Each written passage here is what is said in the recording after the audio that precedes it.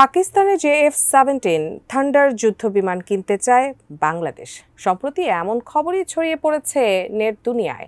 আর তারপর থেকেই অত্যাধুনিক এই যুদ্ধবিমান নিয়ে তৈরি হয়েছে ব্যাপক কৌতূহল। কিন্তু কি এমন ফিচার রয়েছে এই যুদ্ধবিমানে? বিস্তারিত থাকছে জান্নাতুন নাহার জেরির রিপোর্টে।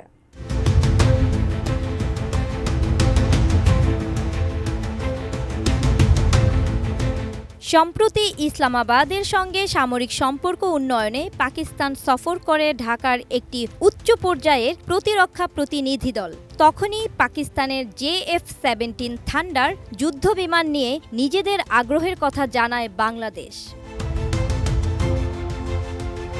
JF-17 থান্ডার একটি অত্যাধুনিক হালকা ওজনের সব আবহাওয়ায় চলাচলের উপযোগী multi role fighter jet. Pakistan aeronautical complex ও চীনের চ্যাংডু এয়ারক্রাফট ইন্ডাস্ট্রি কর্পোরেশন মিলে এই যুদ্ধবিমান তৈরি করেছে। এয়ার টু এয়ার ও এয়ার টু সারফেস ক্যাম্বেডে JF-17 থান্ডারের জুড়ি মেলা ভার। নির্মাণ কাজেও আমি বেছে নেই CSRM TMT-500W, committed for better still।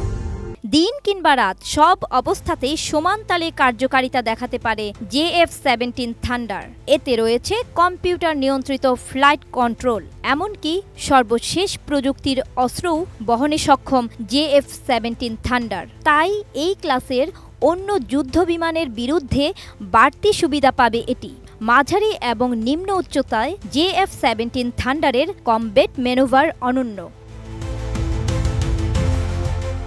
JF-17 এর প্রথম প্রোটোটাইপ এয়ারক্রাফট ছিল FC-1। 2003 সালের আগস্টে প্রথমবার সেটি আকাশে উড্ডয়ন করে। পরবর্তীতে আরও দুটি প্রোটোটাইপ তৈরি করা হয়। কয়েক বছর পরীক্ষা নিরীক্ষার পর 2007 সালের 23 মার্চ পাকিস্তান দিবসে আনুষ্ঠানিকভাবে JF-17 থান্ডার উপস্থাপন করা হয়। 2 সিটের এই যুদ্ধবিমান নিয়ে এখনও পরীক্ষা নিরীক্ষা চলমান রয়েছে। পাকিস্তান ছাড়াও মিয়ানমার ও নাইজেরিয়ার বিমান বাহিনীতে রয়েছে এই যুদ্ধবিমান। ব্রিটিশ, স্প্যানিশ, মার্কিন, তুর্কি, ইতালিয়ান ও রাশিয়ান যন্ত্রাংশ ব্যবহার করা হয়েছে JF-17-এ। 6411 কেজির JF-17 থান্ডার টেক অফের সময় সর্বোচ্চ 12,700 কেজি বহন করতে পারে। এই যুদ্ধবিমানের সর্বোচ্চ গতি প্রতি ঘন্টায় 2205 কিলোমিটার। বাংলাদেশ সামরিক বাহিনীর চাহিদা পূরণে দীর্ঘদিন ধরে অত্যাধুনিক যুদ্ধবিমানের প্রয়োজনীয়তা দেখা যাচ্ছিল।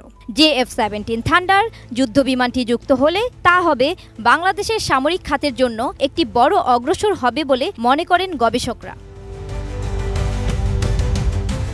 জান্নাতুন নাহার জেরি, ATN নিউজ।